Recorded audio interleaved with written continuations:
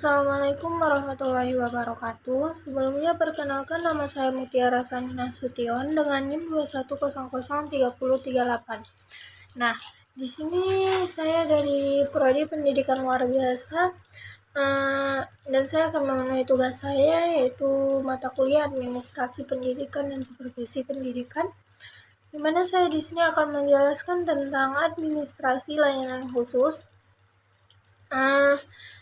Di mana pengertian administrasi layanan khusus adalah suatu layanan yang secara khusus atau suatu usaha yang tidak secara langsung berkaitan dengan proses belajar mengajar di dalam kelas, namun secara khusus diberikan oleh sekolah kepada para siswanya agar dapat lebih optimal dalam melaksanakan proses belajar.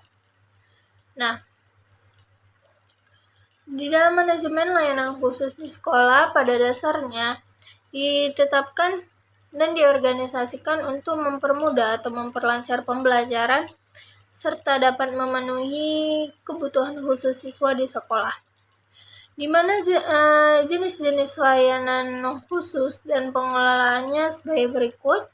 Adanya pelayanan khusus diberikan sekolah kepada peserta didik antara sekolah satu dengan sekolah lainnya pada umumnya sama, tetapi proses pengelolaan dan pemanfaatannya yang berbeda.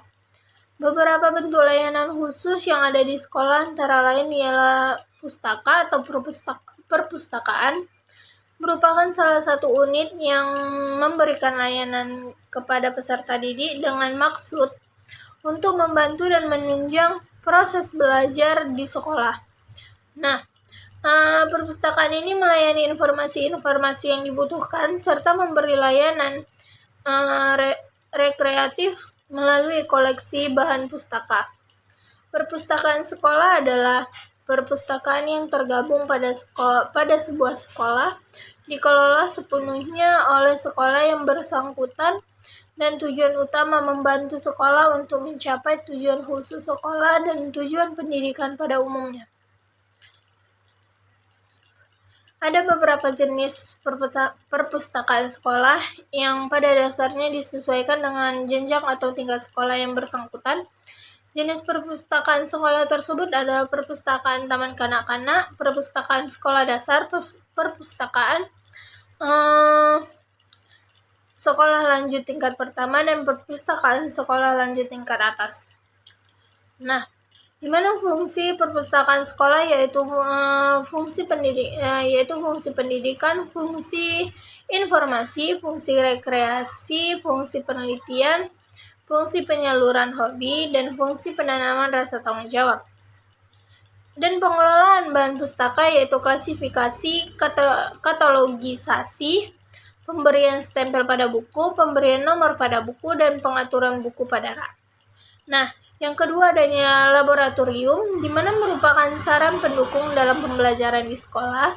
Secara sederhana, laboratorium dapat diartikan sebagai suatu tempat yang mana dosen, mahasiswa, guru, siswa, dan orang lain melaksanakan suatu kegiatan kerja ilmiah seperti praktikum, observasi, penelitian, demokrasi, dan pembuatan model dalam rangka kegiatan belajar mengajar. Nah, yang ketiga adanya usaha kesehatan sekolah, yang dimana disingkat dengan UKS. Usaha kesehatan sekolah merupakan salah satu wahana untuk meningkatkan kemampuan hidup sehat yang pada gilirannya menghasilkan derajat kesehatan peserta didik yang optimal. Usaha kesehatan sekolah tersebut bukan saja menjadi tanggung jawab pemerintah, tetapi tanggung jawab peserta didik dan masyarakat di mana sekolah itu berada. Yang keempat ada kafetaria. Pertimbangan awal pendirian kafe atau warung atau kantin sekolah adalah bukan karena unsur bisnis semata dan memperhitungkan aspek-aspek lain yang lebih penting. Keberadaan kafe atau warung atau kantin sekolah diharapkan mampu menyokong kelancaran proses belajar mengajar, dari sisi keperluan akan makanan bagi siswa. Nah, ada kalanya proses belajar mengajar tidak dapat berjalan sebagai mestinya karena siswa lapar dan haus. Beberapa hal harus diperhatikan dalam administrasi kafe. Itu adalah administrasi kafe atau warung kantin sekolah harus menjaga sebuah kesehatan atau higienis masakan yang disajikan kepada siswa. Kebersihan tempat juga harus wajib mempertimbangkan utama karena kebersihan diharapkan dapat menjauhkan penyebaran hama penyakit.